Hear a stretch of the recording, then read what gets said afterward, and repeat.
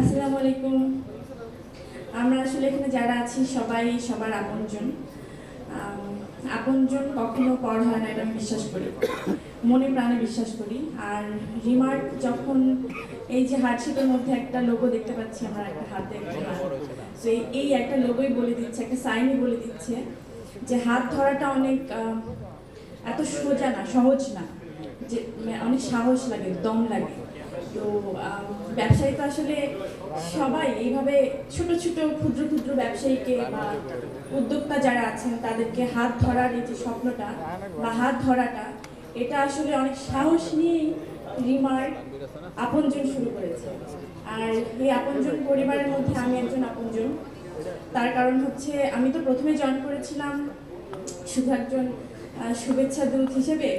তারপরে আমার মনে হলো যে এটা কখন ফিল করলাম, কীভাবে ফিল করলাম জানি না, কাজ করতে করতে আমার এখন মনে হয় না যে আমি এই পরিবারে জাস্ট কাজ করছি, একজন মডেল, একজন শুভেচ্ছা দূত, এরকম আমার কোনো কিছু মনে হয় না। কারণ এমন হয় যে আমি যখন হসপিটালে থাকি, রিমার্ক থেকে আমার প্রথম যখন আমি আমার এইসব কথা আমি কেন জানি ইমোশনাল কথাবার্তা বেশি হয়ে যায় আমার, কারণ আমাদের প্রোগ্রামটার নাম হচ্ছে আপনজন।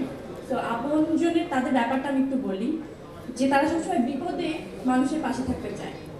সমস্ত যখন মানুষ ভেঙে পড়ে তখন তাকে উঠাতে চায়, যে না তুমি ভেঙে পড়ো না, এবং ওই যে পূজা যেভাবে বলে গেল, এই ধরনের আসলে ইমোশন আমার সাথে একটু বেশি হয়েছে রিমার্কের সাথে। যখন আমি প্রথম হানানের সাথে সাইনটা করি, তার পরপরই আসলে আমার নানু বা আমি দুজনেই অসুস্থ হয়ে হসপিটালে। তখন মনে আছে যে আমার তাদের সাথে একটা সাইন হওয়ার কথা, একটা সাইন হয়ে গেছে, আরেকটা হবে। তো ওই সময় হসপিটালে বসে আমি সাইনটা করলাম, আর আমাকে এতগুলো টাকা পাঠিয়ে দিল, মানে যে তুমি টেনশন করো না, আমরা আপনজন, তুমি এইটা দিয়ে বিল দাও। মানে এই ধরনের বিষয়টা আসলে তাদের মধ্যে যে থাকে, উনি, আমি জানি না আমাদের চেয়ারম্যান স্যারটা কি হয়, যে মানুষের পাশে এভাবে থাকতে চায় যে তুমি আমি না থাকলেও তুমি আমাকে মনে করো যে আমি তোমাকে এস্টাবলিশ করে দিয়েছি। তো এই জার্নিটা আসলে আমরা সবাই মিলে, যে বললাম আপন কখনো পর হয় না, আমাদের আপনের সংখ্যাটা অনেক বেড়ে যাবে, সারা দেশ জুড়ে বেড়ে যাবে, সেই প্রত্যাশা আমি ডেফিনেটলি করতে পারি। আমার বিশ্বাস আমরা পারবো, কারণ আমরা কখনো পর হব না। রিমার্ক এই ওয়াদাটা করতে পারে ইনশাআল্লাহ। Thank you so much.